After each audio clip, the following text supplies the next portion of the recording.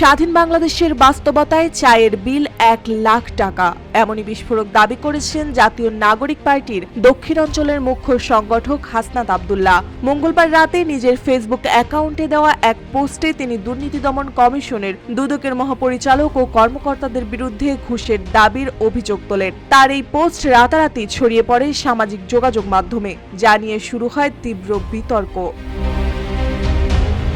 হাসনাতের অভিযোগ, চিকিৎসক মাহমুদা মিতুর কাছ থেকে ১ লাখ টাকা দাবি করা হয়েছে দুদকের ডিজি আক্তার ও এক উপপরিচালকের পরিচয়ে। তার ভাষায়, আপনার নামে কোনো দুর্নীতির অভিযোগ না থাকলেও ক্লিয়ারেন্স নিতে দিতে হবে ১ লাখ টাকা। হাসনাত আরও লেখেন, মাহমুদাকে বলা হয়েছে, আপনি ডাক্তার মানুষ, আপনার তো টাকার অভাব থাকার কথা নয়, ১ লাখ টাকা দিন চা খাওয়ার খরচ।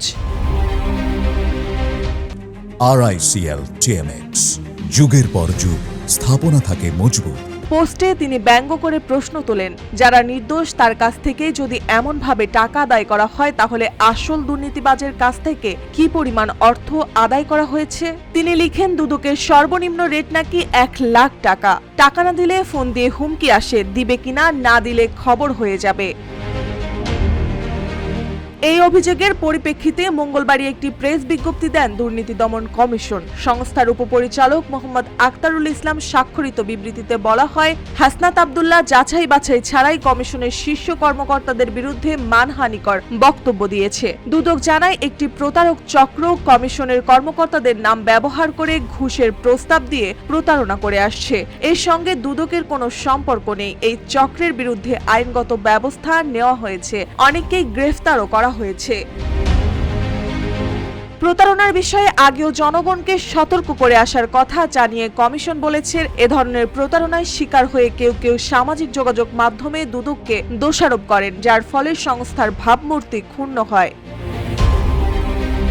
অন্যদিকে ফেসবুক পোস্টে হাসনাত আরও বলেন, আওয়ামী লীগের হাজার কোটি টাকার দুর্নীতিতে দুদক ছিল নীরব। খালেদা জিয়া সহ বিরোধী দলের নেতাদের হয়রানি করাই ছিল তাদের কাজ।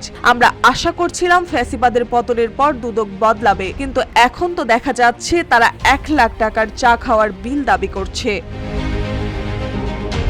তার মতে, নতুন বাংলাদেশে পুরনো আমলাতন্ত্র আবারও বিষ দাঁত বের করেছে। যদি এসব ভাঙা না যায়, তবে স্বপ্নের বাংলাদেশ বাস্তবায়ন হবে না। তার ভাষায়, আমরা চাই যাদের বিরুদ্ধে দুর্নীতির অভিযোগ আছে তাদের বিরুদ্ধে তদন্ত হোক, কিন্তু চা খাওয়ার নামে এই চাঁদাবাজি কেন? মানুষকে ১ লাখ টাকার চা খাওয়ার জন্যই জীবন দিয়েছে জুলাইয়ে?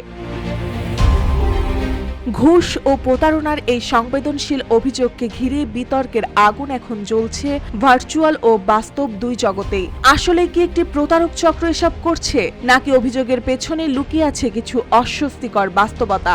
এখন সেটির অনুসন্ধানই জরুরি, কারণ চা যদি ঘুষের প্রতীক হয়ে ওঠে, তবে নতুন বাংলাদেশও পুরনো জালে বন্দী হয়ে পড়বে। এটাই এখন সাধারণ মানুষের শঙ্কা।